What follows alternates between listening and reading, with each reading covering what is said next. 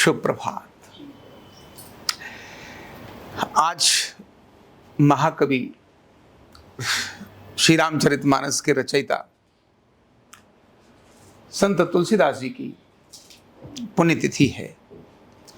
संवत 1680 में आज के दिन ही श्रावण की सप्तमी, श्रावण शुक्ला सप्तमी, तुलसी तजो शरीर, संवत 1680 80 गंग के तीर, श्रावण शुक्ला सप्तमी, तुलसी तजो शरीर। आज दिन उन्होंने अपने शरीर को त्याग किया था।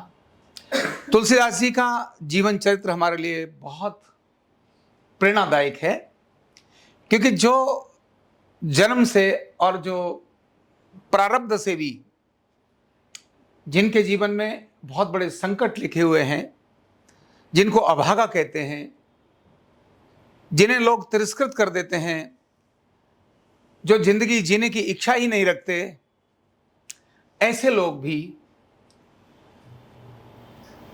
रामायण जैसे महाकाव्य के रचयिता बन सकते हैं, जिनको लोग अपना आदर्श मानते हैं और आज जिनको पूछते हैं। ऐसे ही तुलसीदास जी का जीवन रहा है। बहुत अजीब सी घटना है कि पंडित आत्माराम जी के यहाँ इनका जब जन्म हुआ, तो जब इनका जन्म हो ही रहा था, उसी समय पर बच्चे को जन्म देते देते ही मां की मृत्यु हो गई।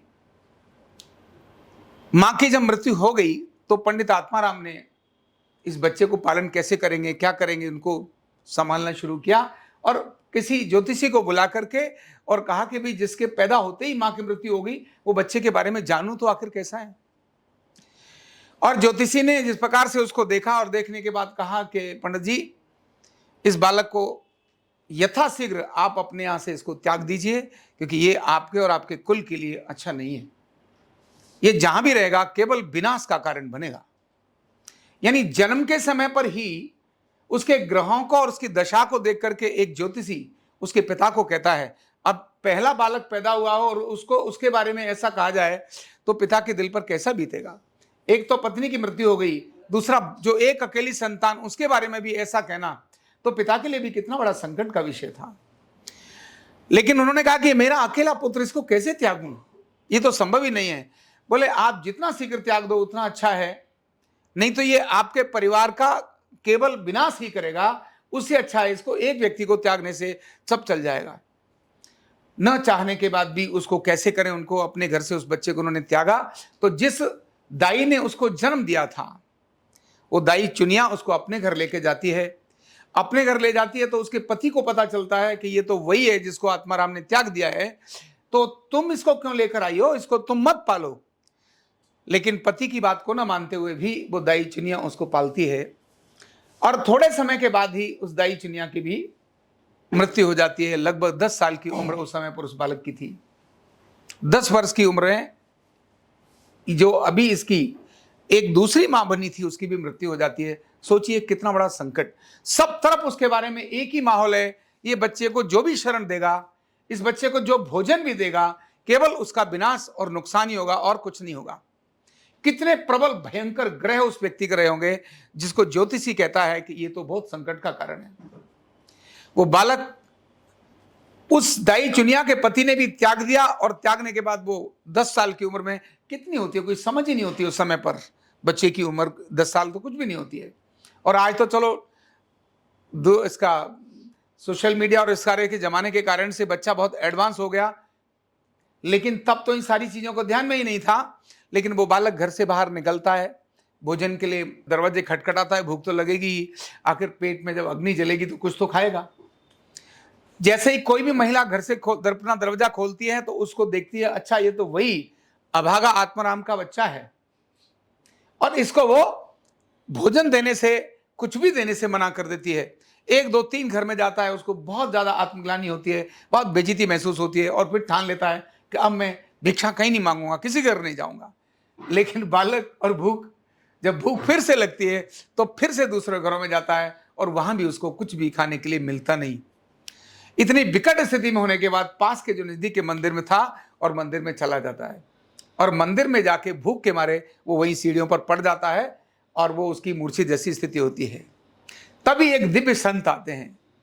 ध्यान रखना, भगवान और गुरु संत ये कुछ भी प्रकट कर सकते हैं, ये कुछ भी क्रिएट कर सकते हैं, उनके अंदर इतनी ताकत होती है। और इसीलिए वहां पर एक संत आते हैं और उनका नाम है नरहरिदास। और वह जाकर उस पुजारी को, मंदिर को प्रणाम करने के बाद पुजारी को पूछते हैं ये कौन है। बोले तो पुजारी जो उसके बारे में बताते हैं कि आत्मा राम का अभागा पुत्र है, इसको राम बोला के नाम से बुलाते हैं, क्योंकि बचपन में जब ये पैदा हुआ ही था तभी इसने राम नाम इसके मुंह से निकल गया था, इसलिए राम बोला शब्द भी इसको बोलते थे। उन्होंने कहा अच्छा, बोले क्या है। तो जो सारी कहानी थी उन्होंने सुनाई। तो सुनाने के बाद वो नरहरिदास अपने साथ उसको लेके चले जाते हैं कि चलो इसको मैं लेके जाता हूं, और उसको अपने आश्रम में ले जाकर कुछ खिलाते हैं और उसकी नॉर्मल करते हैं। इसके बाद उसे पूछते हैं कि क्या तुम राम का नाम जाप सकते हो, नाम ले सकते हो, मैं तुम्हारे को अपने आश्रम में रखना चाहूंगा, तुमको यहीं भोजन दूंगा, लेकिन क्या मैं बताऊंगा तुम काम करोगे। बोले हाँ करूंगा। और तब वो उसको श्री राम जय जय राम का एक मंत्र देते हैं कि बेटा इसका उच्चारण करो, इसी में तुम्हारा कल्याण होगा। और श्री राम जय जय राम का उच्चारण करते करते वो बालक थोड़ा करने लगा। तो नरहरिदास जी ने उसको अपना शिष्यत्व प्रदान किया। उन्होंने कहा आज से मैं अब तुमको शिष्य बनाता हूं। और शिष्य बनाने के बाद उन्होंने अलग अलग ग्रंथों का अध्ययन कराना शुरू किया। यह अभी 10, साढ़े 10, 11 साल का बालक अगले केवल 10 वर्षों के अंदर अपने गुरु के आश्रम में रहते हुए, क्योंकि गुरु के पास बहुत चीजें होती हैं, गुरु क्योंकि लोग कल्याण की बात सोचता है, दूसरों के भले की बात सोचता है, केवल उपकार की बात सोचता है, कभी भी किसके कष्ट और उनके बारे में सोचता नहीं, किसी के बारे में बुरा सोचता नहीं। इसीलिए उसके पास वो शक्तियां होती हैं जो अभागे को भी भाग्यवान बना सकता है। और वही काम नरहरिदास जी के यहाँ पर हुआ। उन्होंने उसको अध्ययन कराया और अनेक सारे ग्रंथों का उसने अध्ययन कर लिया उस बालक ने। इसके बाद नरहरिदास उनको बनारस लेकर जाते हैं और कहते हैं कि तुमको और अगली शिक्षा बनारस में करनी होगी, और वहां उनको बनारस में छोड़ते हैं जहां उन्होंने राम के बारे में अनेक सारा अध्ययन किया। तभी उनके गुरु कहते हैं कि अब तुमको राम की तरह से ही गृहस्थ आश्रम भी बसाना चाहिए।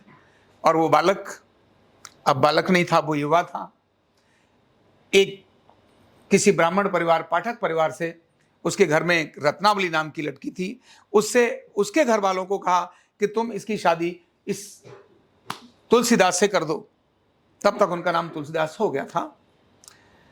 उन्होंने कहा कि ये तो बहुत गरीब ब्राह्मण है, इससे मैं कैसे करूं अपनी बेटी की शादी, बहुत सुंदर सुशील मेरी बेटी है, इसकी शादी इससे कैसे करूं। तो उन्होंने कहा नहीं, ब्राह्मण के पास धन नहीं, ब्राह्मण का जो धन होता है वो उसकी विद्या ही होती है, उसका ज्ञान ही होता है, और इतना बड़ा ज्ञानवान व्यक्ति और कहां मिलेगा, इससे योग्य वर और कोई हो नहीं सकता, आप कर दीजिए। और उन्होंने उनकी शादी कर दी। दूसरी घटना यहां ये घटती है कि मोह जब जागता है तो कितनी विकट स्थितियां भी पैदा करता है। अब ये जगह जगह पर राम कथा कहने के लिए इनका स्वभाव हो गया था, विवाह हो गया, लेकिन वो सुंदर रूपवान पत्नी के प्रति इतने ज्यादा मोहित हो गए कि अभी तो उसके बिना इनको रहना बहुत मुश्किल होता था। रत्नावली से इतने ज्यादा प्रेम करते थे कि रत्नावली की सहेलियां भी उसको चिढ़ाने लगती थी, ले तेरा आ गया मजनू। मजनू शब्द तब नहीं था, लेकिन तो भी ऐसा हो गया। और कैसी विकट स्थिति कि तुलसीदास कहीं बाहर गए, इतने में रत्नावली के मायके से कोई इसको लेने वाला आया, क्योंकि अगले दिन भाई दूज का त्योहार था, नहीं ये जो भी रक्षाबंधन वगैरह का त्योहार था, और वहां पर रक्षाबंधन का त्योहार था, और उसको ले जाने के लिए आया। तो उस रत्नावली ने कहा नहीं, अभी मेरे पति बाहर गए हैं और वापस आएंगे तभी मैं जाऊंगी। तो उस भाई ने कहा नहीं नहीं, आपको चलिए, आपको चलना होगा क्योंकि त्योहार घर में ही मनाना है। तो उसने पत्र लिख करके घर में चली जाती है कि मैं इस तरह से जा रही हूं। अब ये पत्र लिखकर अपने मायके चलेगी, इधर से वापस तुलसीदास आते हैं, उन्होंने देखा वो है ही नहीं, तो ये तो तड़पने लगे। उनको लगा कि कैसे, उस पर लिखा था कि 4 दिन के बाद मैं वापस आ जाऊंगी। अब 4 दिन इनको रुकना बहुत मुश्किल था, एक पल भी काटना उसके लिए बहुत मुश्किल था, इतना ज्यादा उनके प्रति प्रेम। और तुलसीदास को ये लगा कि अब दिन का, शाम का समय हो गया है, मुझे जाना ही है, मुझे मिलना ही है, कैसे भी तो जाना है। बरसात के दिन थे, यही दिन थे, श्रावण का दिन होता है। और तुलसीदास अपनी पत्नी से मिलने के लिए ससुराल की तरफ चल पड़ते हैं। रास्ते में बड़ी नदी आती है और उस नाविक को कहते हैं, नाविक वहां था, उसको कहते हैं भाई मुझे नदी को पार करा दे। तो नाविक कहता है, बाबा पागल हो गया है तू, इस नदी को पार कराऊंगा मैं खुद भी मर जाऊंगा, इतनी तेज बाढ़ है, इसमें नाव लेके जाऊंगा। बोले नहीं लेके जा सकता। बोले नहीं, कैसे भी तो जाना ही है। और ये वहां इंतजार करने लगे। इतने में बरसात की उस बाढ़ में बहता हुआ एक शव आता है, और ये शव के ऊपर जंप मारकर बैठ जाते हैं, और शव के ऊपर बैठ करके नदी पार कर जाते हैं। मतलब कितना एक, कहते हैं ना, चाहत जब मन में होती है तो व्यक्ति कुछ भी करने के लिए तैयार हो जाता है। चाहत, अभी चाहत है पत्नी को पाने की, पत्नी को मिलने की चाहत है, और चाहत ने सबके ऊपर बैठ करके, भूले क्या है, सबके ऊपर बैठकर ही नदी पार कर दिया। और कहा इतने सारे ग्रंथों का ज्ञाता, जब मोह आता है तो क्या चीज हो सकती है। ग्रंथों का ज्ञाता, ज्ञानवान, जो भगवान श्री राम के नाम में लगा रहता हो, राम की कथाएं सुनाता हो। मतलब कथा सुना रहा है, इसका मतलब है ज्ञान तो है, लेकिन दिव्य ज्ञान नहीं है। और वह वहां से आगे जाता है, और जाने के बाद रात्रि हो जाती है। रात्रि यानी अंधेरे में पार करने के बाद रात्रि हो जाती है, और वह अपनी ससुराल पहुंचता है, और जाकर देखता है, खटखटाता है, कोई दरवाजा खोलने वाला व्यक्ति नहीं। तो उस समय पर वो पीछे जाता है, और वहां से देखता है एक रस्सी लटक रही है, और उस रस्सी को पकड़कर दूसरे मंजिल में अपनी खिड़की को तोड़ते हुए पत्नी के पास पहुंचता है। पत्नी पूछती है, इस समय तुम कहां से आए?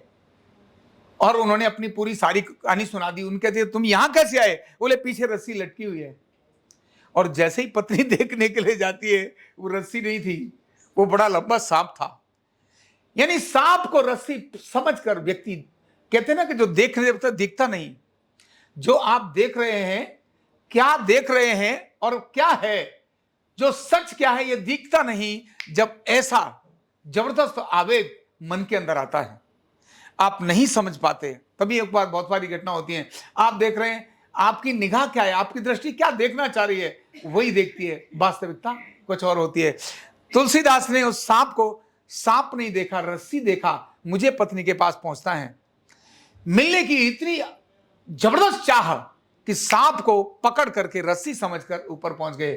तब पत्नी को लगा ये तो बहुत गड़बड़ हो गया है, ये तो तुम आए वहां से कैसे? बोले ऐसे ऐसे आए। बोले इतनी बड़ी नदी को पार कर आ गए? बोले नाविक ने मना कर दिया तो मैं कुछ और था, उसको पार करके आ गया। उस समय पत्नी ने इनको एक सेंटेंस बोला कि जितना प्यार अगर तुम मुझसे करते हो, यही प्यार अगर तुम उस राम से करते जिसका राम नाम जपते हो, तो बात ही कुछ और होती। और उनको वहां से निकाल दिया। जैसे ही उनके मन में ये बात पत्नी ने कही, उनको दिव्य ज्ञान हो गया, और वहां से वो चल पड़े। और चलने के बाद जो उनके जीवन में परिवर्तन हुआ, हम सब जानते हैं।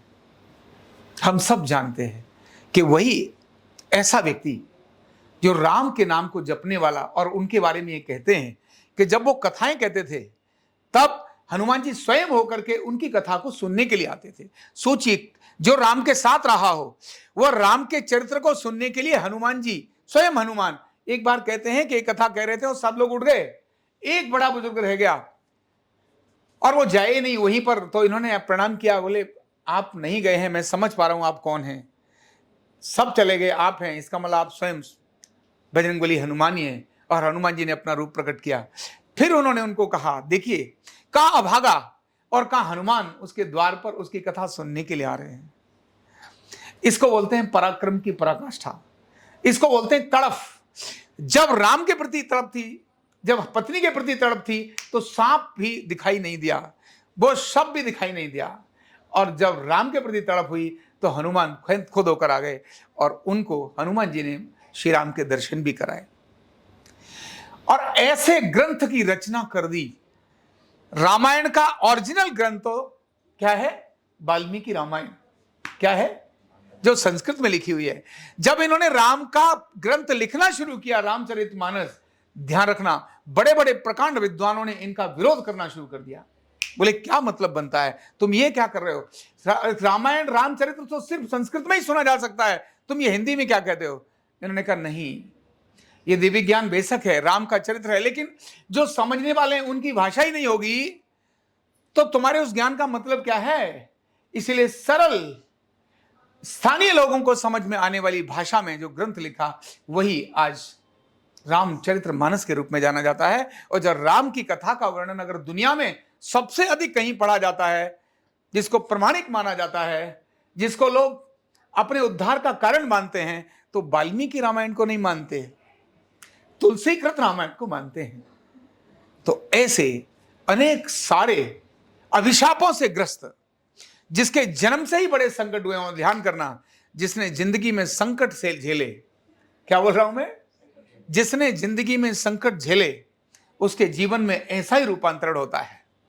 सुख और सुविधा के अंदर रहने के वाले व्यक्ति के जीवन में रूपांतरण नहीं होता, अभाव के बाद ही व्यक्ति के जीवन में रूपांतरण होता है। इसीलिए अगर अपने मन में कभी ये आता हो हम तो ऐसे हैं, हम तो गरीब हैं, हमारे कुछ नहीं है, तो आपका पराक्रम, आपके पराक्रम की पराकाष्ठा और आपके मन की तड़फ आपको किधर भी लेके जा सकती है। कोई भी मार्ग, किसी भी प्रकार की बाधा आपके मार्ग में आए, आप उसको पार करके जा सकते हैं।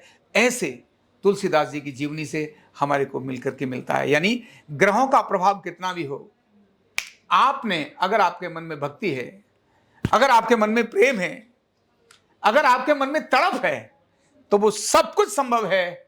भगवान खुद भी आकर के आपको यहां क्रिएट करा देता है। बहुत बहुत धन्यवाद।